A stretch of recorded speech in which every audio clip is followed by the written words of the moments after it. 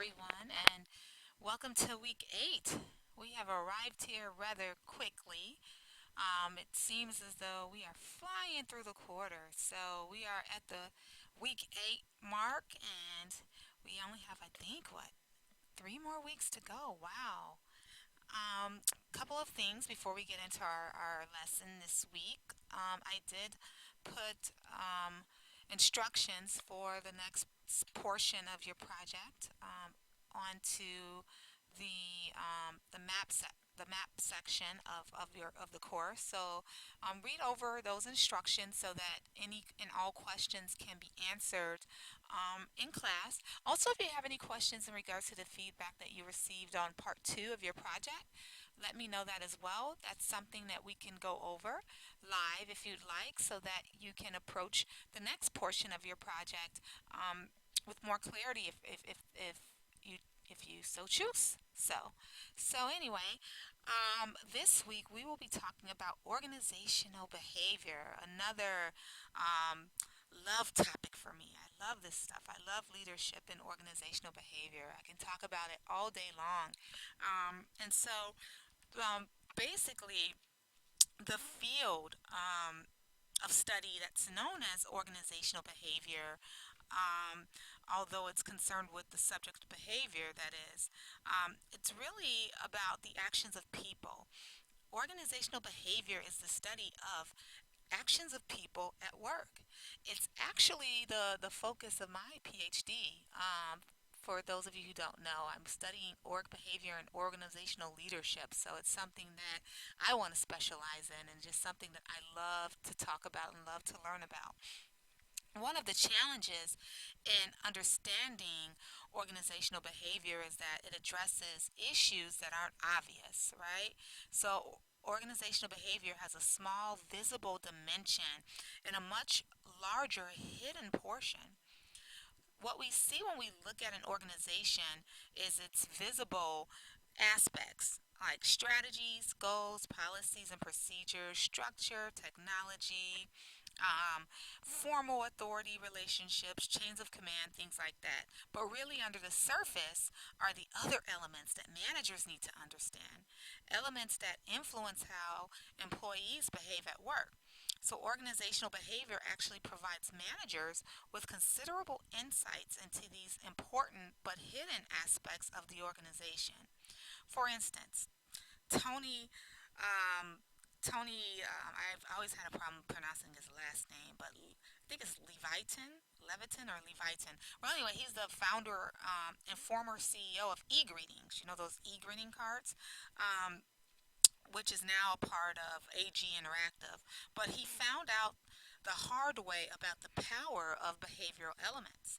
When he tried to clean up, if you will, the company's online greeting card site for a potential partnership with a larger greeting card company, his employees rebelled. That's when he soon realized that he shouldn't have unilaterally made such a major decision without getting input from his staff and um, reverse the move. So that was just an example of the importance of understanding this stuff and a lesson learned from someone in the industry. Organizational behavior focuses on three major areas. First, OB looks at individual behavior. Based predominantly on contributions from psychologists, this area includes such topics as attitudes, personality, perceptions, learning, and motivation. Second, org behavior is concerned with group behavior, which includes the norms and the roles, team building, and leadership and conflict, really. Our knowledge about groups comes basically from the work of sociologists and social psychologists. And finally, org behavior also looks at the organizational aspects, including structure, culture, and human resource policies and practices. So, organizational citizenship behavior is a discretionary behavior that's not part of an employee's formal job requirement, but really promotes the effective functioning of the organization. For example, examples of good organizational citizenship behavior includes helping others on someone's work team, or volunteering to extend job activities, avoiding unnecessary conflicts, and making constructive statements about one's group work and the organization. Guys actually um, provide sort of a organizational citizenship um, action when you give your peer to peer feedback. It's part of the reason why we do it, right? Number one, to demonstrate leadership, and two, these types of leadership actions really help to strengthen an organization and a team. And so that's part of what I'm teaching you with having you give feedback for the presentations. In fact, not to take anything away from the presentation because I want you to have practice at that, but really the feedback portion of that is equally, if not more, important because that's the teaching moment, right? That's the value, and so I want you guys to really take away from giving the constructive feedback, not just agreeing with your classmate, but you're actually performing a citizenship duty by providing constructive feedback. So let's talk about attitudes and how they affect job performance. Attitudes are evaluative statements, either favorable or unfavorable, concerning objects, people, or events. They really reflect how an individual feels about something. So when a person says, I like my job, he or she is expressing an attitude about work. Hopefully, you guys can see this. I know this is really, really small, but I'm trying to expand it. But hope that's a little better. Anyway, an attitude is made up of three components: cognition, affect, and behavior. So the cognitive component of an attitude refers to the beliefs and the opinions and knowledge or information held by a person.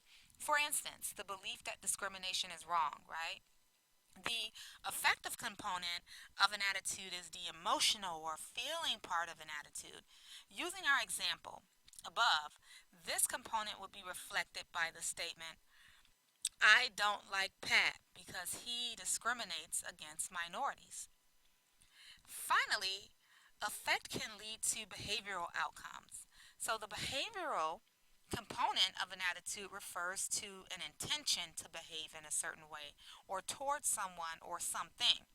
So to continue our discrimination example, this would be an example of a behavioral component. I might choose to avoid Pat because of my feelings about him. So, understanding that attitudes are made up of three components helps to show their complexity. But keep in mind that the term attitude usually refers only to the affective component.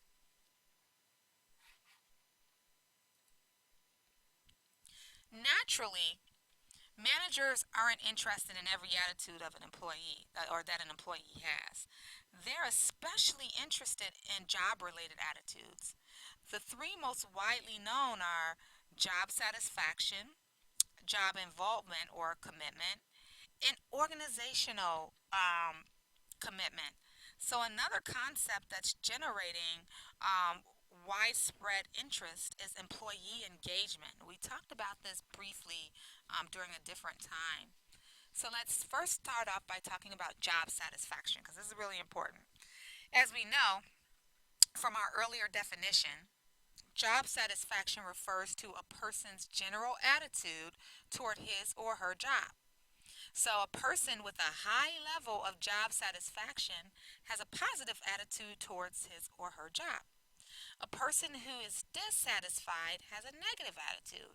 When people speak of employee attitudes, they usually are referring to job satisfaction. Job involvement is the degree to which an employee identifies with his or her job and actively participates in it and considers his or her job performance to be important to his or her self worth. So, employees with a high level of job involvement, different from satisfaction, right? This is involvement, strongly identify with and really care about the kind of work that they do. So their positive attitudes leads them to contribute in positive ways to their work. So, high levels of job involvement have been found to be related to fewer absences, lower resignation rates, and higher employee engagement with their work. Finally, organizational commitment is the degree to which an employee identifies with a particular organization and its goals and wishes to maintain membership in that organization. Whereas job involvement is identifying with your job, organizational commitment is identifying with your employing organization. Research actually suggests that organizational commitment also leads to lower levels of both absenteeism and turnover, and in fact, is a better indicator of turnover than job satisfaction. Well, why is that, you think? Well, probably because it's a more global and enduring response to the organization than is satisfaction with a particular job. However, organizational commitment is less important as a work related attitude than it once was because employees generally don't stay with a single organization anymore for most of their career. And so the relationship they have with their employer has been changed considerably.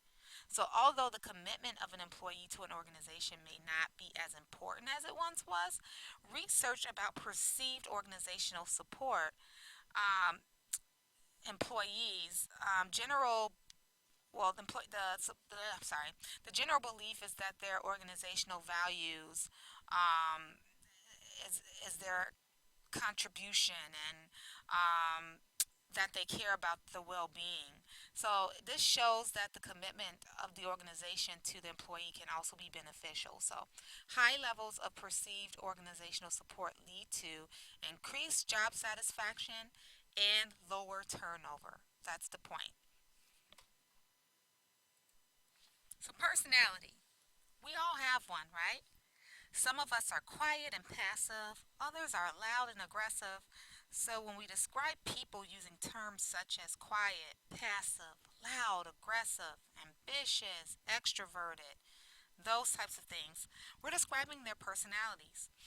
An individual's personality is a unique combination of emotional, thought, and behavioral patterns that affect how a person reacts to situations and interacts with others.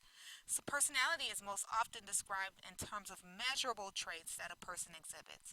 We're interested in looking at personality because, just like attitudes, it too affects how and why people behave the way they do.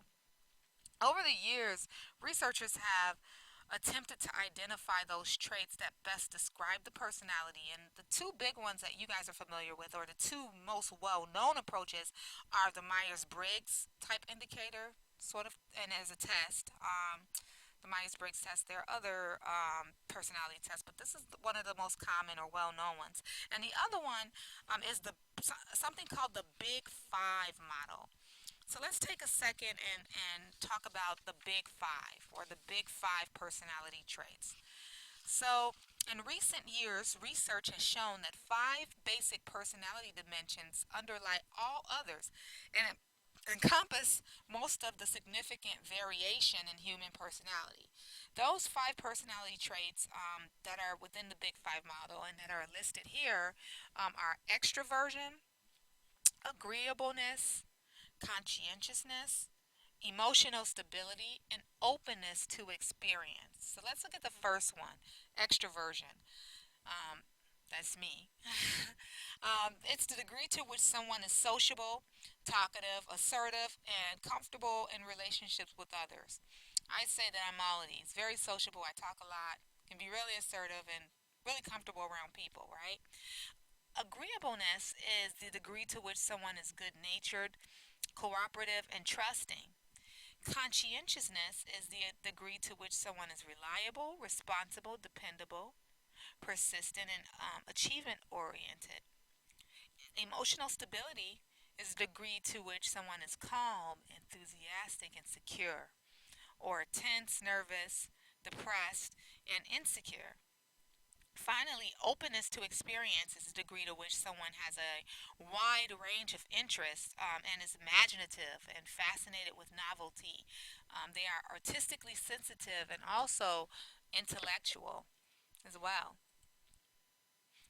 This is a little test. I'll probably have you do this in class. It's out of your book to assess your personality and your personality traits. But the Big Five model more than just provides really more than just personality framework. Research has also shown that important relationships exist between these personality dimensions and job performance. For example, one study examined five categories of occupations: professionals such as engineers, architects, and attorneys, police officers, managers, salespeople, and semi skilled and skilled employees. The results showed that conscientiousness predicted job performance for all five occupational groups. Predictions for the other personality dimensions in this study depended on the situation and the occupational group. For example, extroversion predicted performance in managerial and sales positions, occupations in which high social interaction is necessary, whereas openness to experience was found to be important in predicting training competency. Ironically, emotional security wasn't positively related to job performance in any of the occupations. Another study that looked at whether the five factor model could predict managerial performance found that it could if 360-degree performance ratings were used. So, other studies have shown that employees who score higher in conscientiousness develop higher levels of job knowledge. And that's probably because highly conscientious people learn more. In fact, a review of 138 studies revealed that conscientiousness was rather strongly related to GPA. Hmm. So I wonder where you fall. I can't wait to find out. So we'll definitely be doing some personality assessing as we go on. So let's talk about attitudes and behaviors influenced by your personality. Um, let's talk about the first one.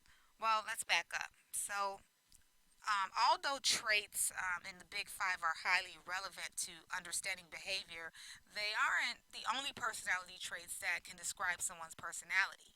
So, five other personality traits are powerful predictors of behavior in organizations. And so, this is what we're looking at: the attitudes influenced by and behaviors influenced by personality. So, the other ones.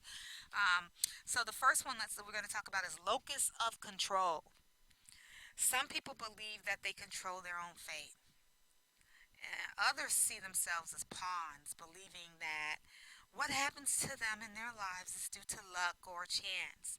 So the locus of control is the first case in internal or in the oh sorry locus of control in the first case is internal. So these people believe that the first example that I gave, well, people believe that they control their own fate. That's internal. So these people believe that they control their own destiny. The second example was external, where the people believe that their lives are controlled by outside forces.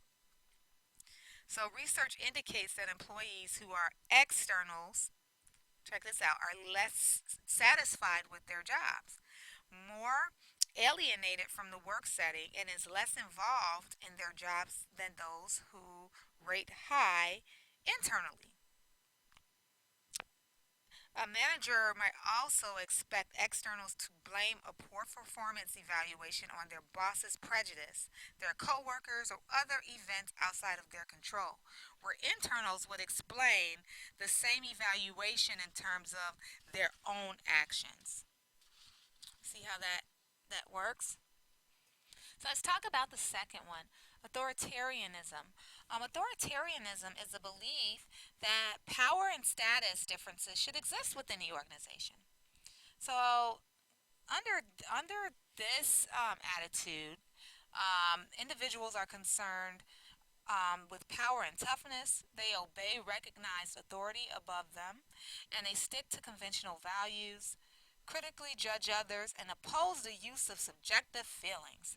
So, an example would be if a manager and the employees differ in their degree of authoritarianism, the manager may have difficulty managing effectively. The trend toward empowerment and more um, equitable relationships has caused a decline in authoritarianism. Finally, Let's talk about the third one, which is Machiavellianism. So this characteristic, named after Niccolo Machiavelli, who wrote in the 16th century on how to gain and manipulate power, um, this is an individual who is, or an individual who is high in Machiavellianism is pragmatic. They maintain emotional distance and believes that the ends justify means. So, if it works, use it. It's consistent with a high mock perspective. Do high mocks make good employees, do you think? Um, that really depends on the type of job and whether you consider ethical factors in evaluating performance. So, in jobs that require bargaining skills, such as a purchasing manager, or that have substantial rewards for excelling, such as a salesperson working on commission, for those types of jobs, high mocks are productive. Um, so, again, this is a tendency to direct much of one's behavior toward the acquisition of power and the manipulation of others for personal gain. So, um, you know, research shows that high mocks are predisposed to being capable of lying to achieve personal goals, and they're more likely to win and win lose situations and more likely to persuade than to be persuaded. So, in loosely structured situations, high mocks actively take control, while low mocks accept the directions given by others. Low mocks thrive in highly structured situations where high mocks perform in a detached, disinterested way. High mocks are good in jobs that require bargaining skills or that involve substantial rewards for winning. Um, so, People have different problem solving styles and approaches. The Myers Briggs type indicator, which, I'll see if I have one that you guys can take in class. But this one says that individuals differ in the way they go about gathering and evaluating information for problem solving and decision making. So, psychologist Carl Jung believed that people gather information by sensation or intuition and not both simultaneously. So, sensation type people would rather work with known facts. And I hope you can see this chart. Again, let me see if I can increase it. Oops. There. Hopefully that's better when you're looking at it. But sensation type people would rather work with known facts and data. Intuitive type people would prefer to look at possibilities and use abstract concepts. So, again, this is based on Myers Briggs, a different personality test or assessment. And then people, either you are fall into the thinking or feeling category, right? So people evaluate information by thinking or feeling. So the thinking type, if you fall into the thinking type, people thinking type people base their evaluations on impersonal analysis using reason and logic rather than emotion or values. And if you are a feeling type person, these individuals base their evaluations on personal feelings such as harmony and make decisions that result in approval from others. So according to Jung, only one of the four functions, sensation, intuition, thinking, or feeling, is dominant. So which one is your dominant? However, the dominant feature is backed up by one of the others. So, two additional sets of paired opposites, really not related to problem solving, are introversion and extroversion in judging and perceiving. So, we'll get more into this in class. I think I'm going to have you take a Myers Briggs. Um, it's really interesting because it really helps employers to see where you fall. Um, you know, um, where you fall and if you would be a good fit based on who they have in their team or who they already have in their organization. So managers must they use these tools to match the right employees. So managers must match the right employees based on fit or job fit. So, job fit is the extent to which a person's ability and personality match the requirements of a job. So, when a person's job fit is poor, the manager may have to restructure tasks or replace employees, and that's never good. And they don't like that. That causes time and money. Um, a person environment fit also it looks not only at whether the person and job are suited to one another, but also at how well a person fits into the overall organizational environment. And so these types of tests, they help us with that. They help to figure out if you are fit for the job and if you are fit for the organization and environment or company culture, some would say. So, we cannot leave the topic of personality without looking at the important behavioral aspects of emotions. How we respond emotionally and how we deal with our emotions are aspects or typically functions of our personality. Um, so, emotions, just to put it in or define it or put it in a definition, are intense feelings that are directed at someone or something. They're objects. They're object specific. That is, emotions are reactions to an object. For instance, when we work with a colleague or when a work colleague criticizes you for the way you spoke to a client, you may become angry at him. That is, you show emotion or anger toward a specific object, which is your colleague. Because employees bring an emotional component with them to work every day, managers need to understand the role that emotions play in employee behavior, thus emotional intelligence. So, how many emotions are there? Well, I think there are several, and you probably could name several dozen.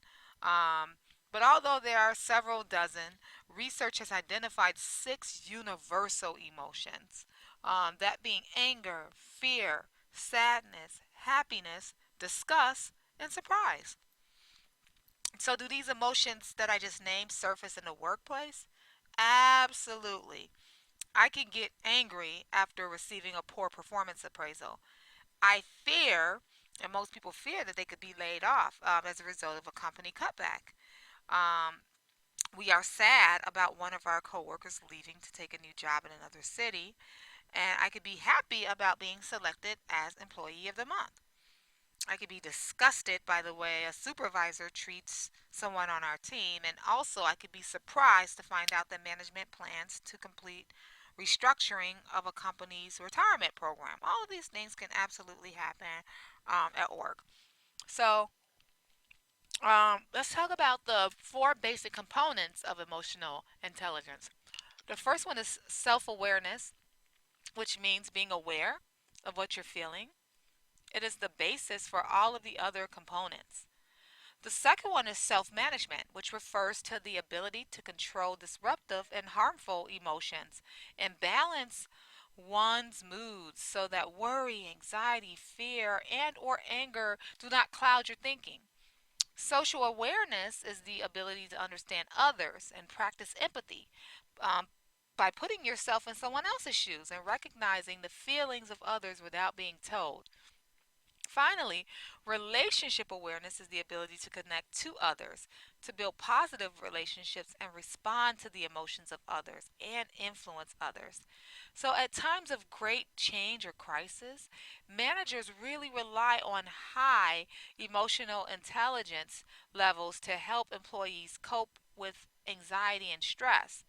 So, if an employee fears terrorism or fears over terrorism or the war in Iraq or economic hardship, right? Um, a manager may have made meeting or have made psychological and emotional needs allowances for employees. So these things have made meeting the needs and psychological needs and physiological or needs of employees a new role actually for managers. So it's created a whole new job role. Um, so Emotional intelligence can also be learned and developed over the course of someone's life.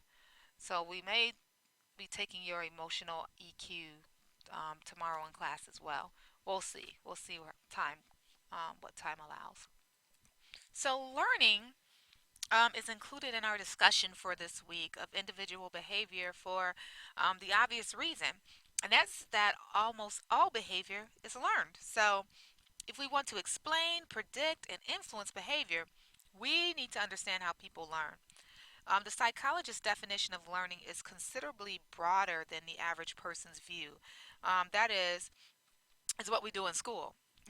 So we think learning is what happens in school, right? Um, whereas um, learning occurs all of the time as we continuously learn from our experiences. So, a workable definition of learning is any relatively permanent change in behavior that occurs as a result of experience. Um, so, um, our model of learning process depicts learning as a four-stage style. So let's look at this, the four stages, right? So a person encounters a concrete experience, followed by thinking and reflective observation, leading to abstract conceptualization and active experimentation.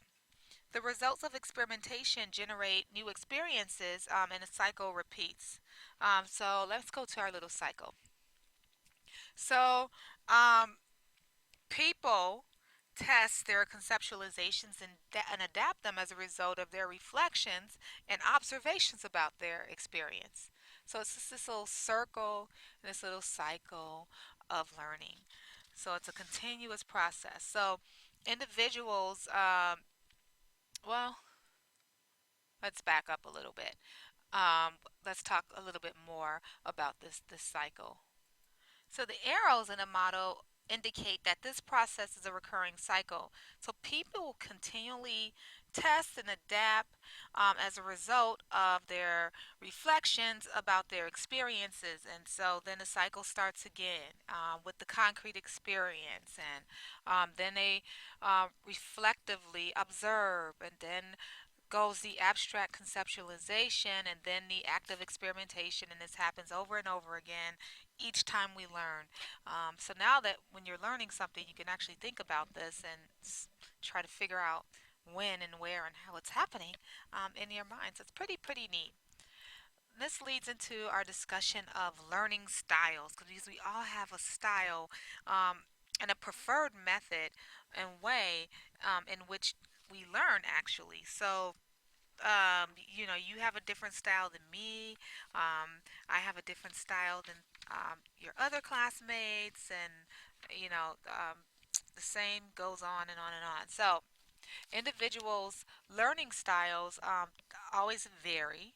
And so that's why these questionnaires can aid in determining our actual learning styles. And so it helps for managers to know their dominant style of learning and others' styles of learning so that they are able to adapt and so to speak to people based on their learning style and in their own sort of language. And so I really get into this stuff. I used to do a lot of disc training. I don't know if you guys have heard of disc, but it's another sort of personality assessment and style, and we talk about communicating to people based on their specific learning style and things like that. And so it's a lot of fun, and I talk a lot about it, but we all learn differently. And the source of conflict a lot of times occurs because we assume that people should be learning or processing information the way that we process information. And so then that's how frustration occurs. But let's talk about the styles of learning a little bit more in depth. Let me expand so you can see a little bit better. All right. So, um, Individuals develop their personal learning styles and they vary in terms of how much they emphasize each stage of that learning cycle that I just showed you. So, the key to effective learning is competence in each of the four stages when it is needed. So, researchers have identified four fundamental learning styles that combine elements of the four stages. The four learning styles are the diverger, assimilator, converger, and the accommodator. So, if you are a diverger, for example, you like concrete experience and reflective observation. So you're good at generating ideas and seeing a situation from different perspectives. You can value people and culture and the arts. And so you may be good in human resource management, counseling, and organization development specialist. Paul, I can kind of see you as a diverger a little bit. If you are an assimilator, you have abstract conceptualization and reflective observation. So, you may be good at creating theoretical models and combining disparate observations, and can be less concerned with people than ideas and abstract concepts. So you could be good at research and strategic planning as an assimilator. A converger, the dominant learning abilities are abstract conceptualization and active experimentation. And so these people make good engineers. And if you are an accommodator, um, your dominant learning abilities are concrete experience and active experimentation. So sorry, you guys just heard the phone ring. That was Nicole giving me a call. So I just paused my presentation and we had an awesome talk. So I told Nicole that she was going to be a highlight and my lesson today, but I forgot where I was. So I told her she's going to be the highlight. So, but I told her I was going to tell you guys that she was just checking up on me to make sure I was doing my video in time. She and Paul have been checking up on me today. So I forgot where I was, but I know we were talking about learning styles. So, um, to sum it all up, to thrive or even survive in today's business climate, individuals and organizations must be continuous learners. So, for individuals, continuous learning entails looking for opportunities to learn from classes, reading, talking to others, and looking for the lessons and life experiences. And for organizations, continuous learning involves the processes and systems through which people learn, share their growing knowledge, and apply it to work. So, managers can foster continuous learning by asking, what can we learn from this experience? They can allow employees time to attend trainings and to learn from mistakes. Managers can also establish information systems that enable employees to share knowledge and learn in new ways. And managers can also set examples of being continuous learners. Listening to others, reading widely, and reflecting on their observations as well. Okay, so we are going to wrap up our discussion this week with talking about stress and stress management.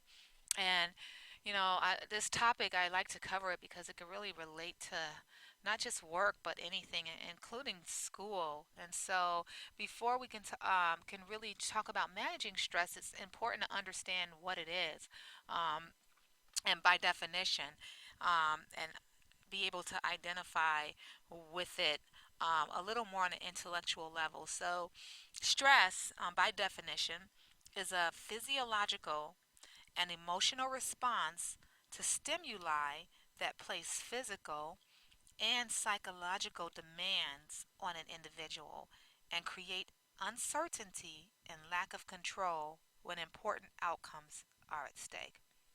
Okay?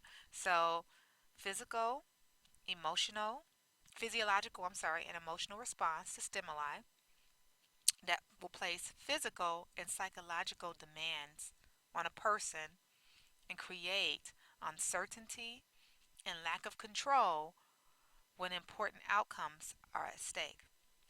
The stimuli that we are referring to are called stressors. They produce some combination of frustration and anxiety. So, people's responses to stressors vary according to their personality, the resources that are available to help them cope, and the context in which the stress occurs. So when the level of stress is low, stress can be a positive force, stimulating desirable change and achievement. Too much stress on the other hand, is associated with many negative consequences, including sleep disturbances, drug and alcohol abuse, headaches, ulcers, high blood pressure, and heart disease. So people who are experiencing the ill effects of stress may withdraw from the interactions with their coworkers, take excess time off for illness, and have more health problems. So it's not a good thing. Stress is definitely, they say, can kill, and that's um, an understatement sometimes. So there is something called type A and type B behavior. I used to hear this all the time when I was in pharma. I'm type A or I'm type B.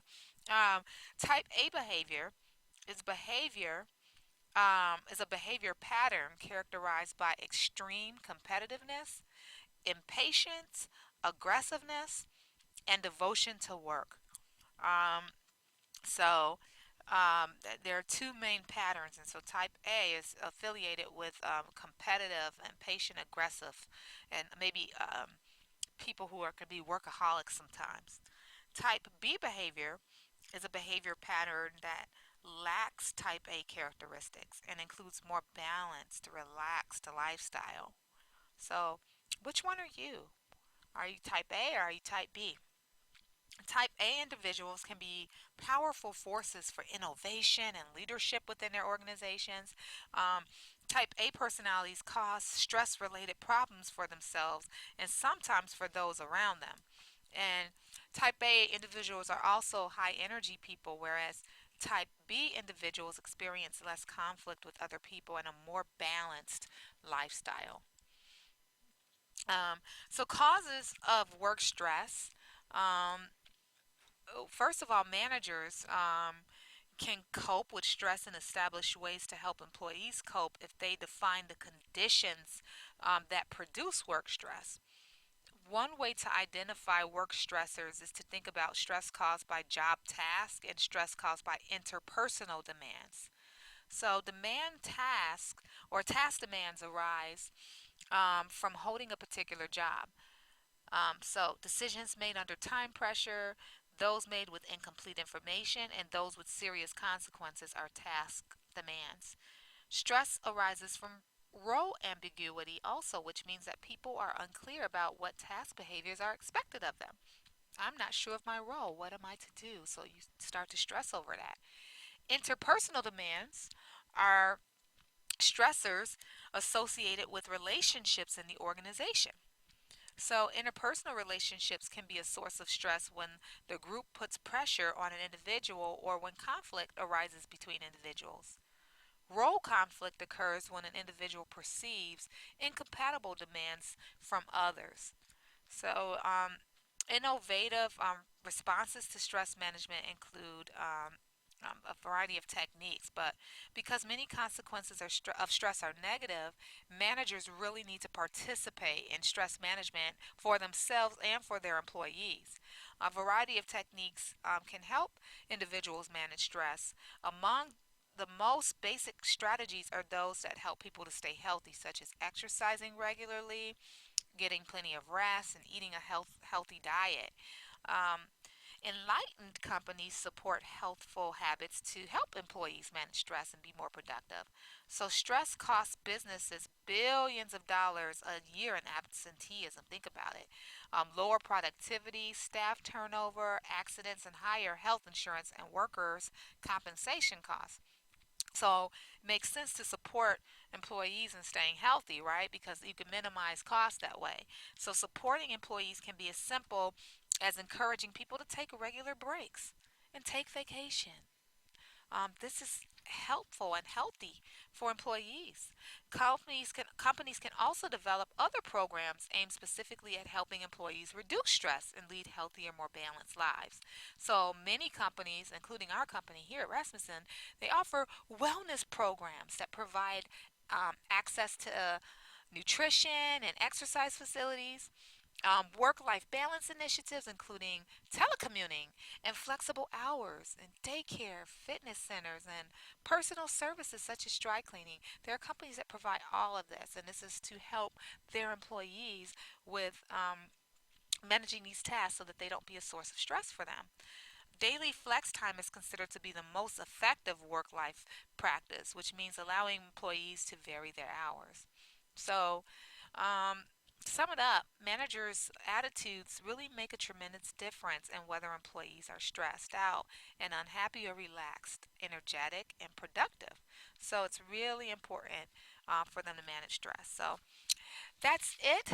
That's all, folks. That's concludes our lesson for this week. Make sure you follow along with the lesson in your book and read tomorrow, so we can have an interactive class. A few things on my to-do list is to get our Myers-Briggs and our personality surveys. So can't wait. I can't wait to see where you fall, and have your feedback directions ready. And remember, in depth, in depth, in depth. The more that you can provide to your fellow classmate, remember that citizenship, the more constructive feedback, the better they can become as a result of you just providing them honest, constructive feedback and criticism. Sometimes I don't like the word criticism, that's why I say feedback. So, anyway, I will see you tomorrow. Take care, and until we meet, have a stress free evening. Take care.